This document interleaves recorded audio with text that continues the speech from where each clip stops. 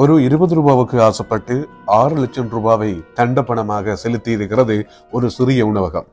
இது கொழும்பில் நடந்த சம்பவம். கொழும்பு நாராயண்பிட்ட நுகர்வோர் விவகார அதிகார சபையினால் இந்த விவகாரம் இப்போது இலங்கை முழுவதும் பேசப்படுகிறது.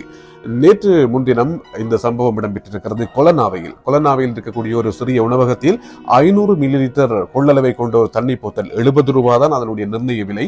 ஆனால் 20 ரூபாய் அதிகமாக வைத்து அவர்கள் 90 ரூபாவுக்கு இந்த தண்ணி போத்தலை விட்டிருக்கிறார்கள். இது தொடர்பான வழக்கு நேற்றைய நாள் கொழும்பு உயர்நீதிமன்றத்திற்கு எடுத்துக் கொள்ளப்பட்டிருக்கிறது. அங்கே வழங்கப்பட்ட தீர்ப்பு தான் இது. பொதுவாக நிர்ணயிக்கப்பட்ட விலையை விட அதிக விலைக்கு பொருட்களை விற்பனை செய்தால் 5 லட்சம் முதல் 50 லட்சம் ரூபாய் வரை தண்ட பணம் அறவிடலாம் என்ற செய்தியையும் நுகர்வோர் விவகார அதிகார சபை நீதிமன்றத்துக்கு தெரிவித்திருக்கிறது.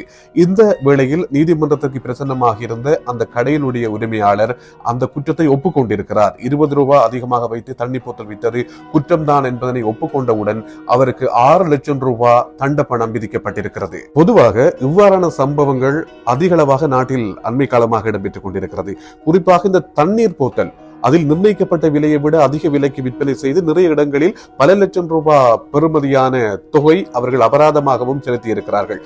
பொதுவாக நாட்டின் பல இடங்களில் இப்போது கடைகளில உணவகங்களில் குறித்த நிர்ணயிக்கப்பட்ட விலையை விட பொருட்கள் அதிக விலைக்கு விற்பனை செய்தால் உடனடி நடவடிக்கைகள் தீவிரமாக எடுக்கப்பட்டு வருகின்ற இந்த நேரத்தில் உங்களுடைய வர்த்தக ஸ்தாபனங்கள் இருந்தால் அல்லது உங்களுக்கு தெரிந்த இடங்களில் இருந்தால் பொருட்கள் அடித்த விலையை விட, அதாவது அந்த பொருட்களுக்கு குறிப்பிட்ட விலையை விட அதிகமாக விற்பனை செய்தார்களாக இருந்தால் நீங்களும் முறையிடலாம் அல்லது நீங்களும் அந்த கடைக்காரரிடம் நீங்கள் உரிமையாக சொல்லலாம்.